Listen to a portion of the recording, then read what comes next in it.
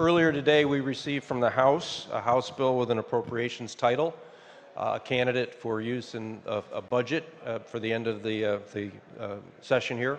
We are reciprocating today by sending an appropriation title back to the House, and we'll negotiate with the House on passage of a final budget. So this is a vehicle bill. There is no content, and I'd ask members who are able to support the bill going over to the House. I just wanted to offer a real quick statement that transparency has always been very important to me coming out of where I came out of. I've been championing it for a long time. I'd note that the governor's proposal has been known for months. And so I just want to offer a little tidbit. I know it's probably not going to be well received, but for a body, sometimes somebody's brand new to it can offer a new lens. Transparency is important. We're days away. We have no language to look at.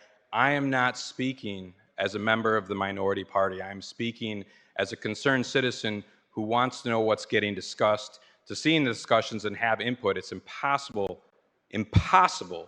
to have input if there is this short of notice.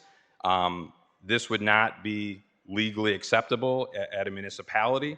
And so my critique is, going forward, we have to find a way where transparency is, again, part of the process. That is not a criticism of this General Assembly. That is a criticism of the entire process going back years, decades, in a bipartisan manner.